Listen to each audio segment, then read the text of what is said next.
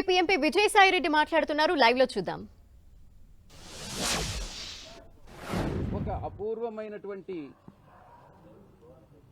ఒక అనుభవాన్ని సంపాదించుకోవడం నిజంగా నాకు చాలా సంతోషంగా ఉంది. ఆ యొక్క అనుభవంతో నెల్లూరు అభివృద్ధికి, నెల్లూరు పట్టణ ప్రాంత ప్రజల, పార్లమెంటు ప్రజల, జిల్లాలో ఉండేటటువంటి ప్రజలందరి సమస్యల పరిష్కారానికి నేను కృషి చేస్తానని మీ అందరికీ కూడా ఈ సందర్భంగా తెలియజేసుకుంటా ఉన్నా. పార్లమెంటు పరిధిలో ఉన్నటువంటి 7 అసెంబ్లీ స్థానాల నుంచి అభ్యర్థుల నుంచి, శాసనసభకు పోటీ చేసే అభ్యర్థుల నుంచి లభిస్తున్నటువంటి సహకారం, వారి మద్దతు మా గెలుపుపై పార్టీలో పెరిగినటువంటి విశ్వాసాన్ని ప్రతిబింబిస్తూ ఉంది.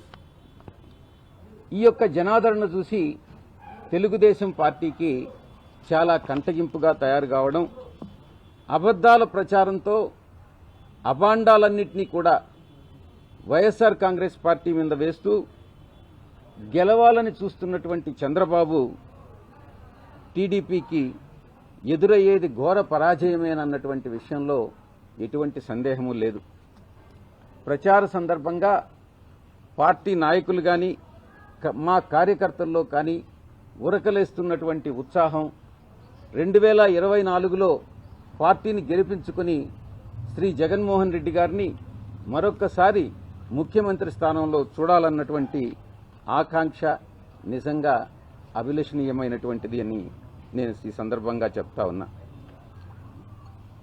నేను ఒకటే చెప్తా ఉన్నా, తెలుగుదేశం పార్టీకి ఒక ఎంపీ, నెల్లూరు జిల్లా నుంచి ఒక ఎంపీ క్యాండిడేట్ దొరక్క వైఎస్ఆర్ కాంగ్రెస్ పార్టీ నుంచి, పాలకపక్షం నుంచి ఫిరాయించినటువంటి ఒక వ్యక్తికి చంద్రబాబు పార్టీ టికెట్ ప్రకటించడం, ఆయన పార్టీకి ఎదురయ్యేటటువంటి ఓటమికి ఆ పార్టీ, తెలుగుదేశం పార్టీ దివాలా కోరుతనానికి నిదర్శనం కాదా అని నేను ప్రశ్నిస్తా ఉన్నా.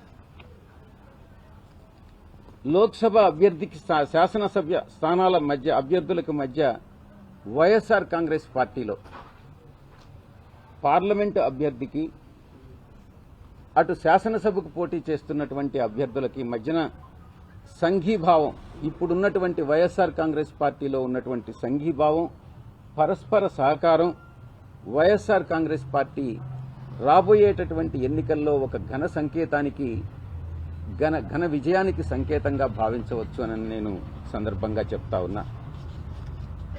మా పార్టీలో రాజకీయంగా, ఆర్థికంగా ప్రయోజనం పొందినటువంటి వ్యక్తులు పార్టీ ఫిరాయించి, పేర్లే చెప్పుకోవచ్చు, కోటంరెడ్డి శ్రీధర్ రెడ్డి కానీ, వేమిరెడ్డి ప్రభాకర్ రెడ్డి కానీ, ఇంకా చిన్న చిన్న చోటా నాయకులందరూ ఉన్నారు, చెప్పాల్సినటువంటి అవసరం లేదు. రూప్ కుమార్ యాదవ్ అని వీళ్ళందరూ కూడా చోటా మోటా నాయకులు. వీళ్ళందరూ కూడా ఓటమి భయంతో ఎంత రెచ్చిపోయి మాట్లాడుతున్నారని అంటే, నైతిక విలువలను కూడా పక్కన పెట్టి బురద చల్లేటటువంటి ఒక దురుద్దేశంతో, ఎదుటి వ్యక్తిపై బురద చల్లితే వాళ్లే కడుక్కుంటారులే అన్నటువంటి సిద్ధాంతాన్ని నమ్మి ఒక వీధి రౌడీల్లాగా, ఒక చిల్లర మనుషుల్లాగా ఈరోజు మాట్లాడడం నిజంగా చాలా బాధ కలిగిస్తూ ఉంది.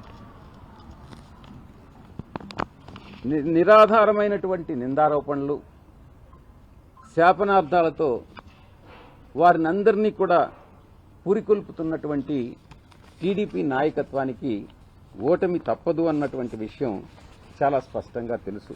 అందుకే ఇటువంటి పరిస్థితి ఈరోజు నెలకొల్పుతా ఉంది.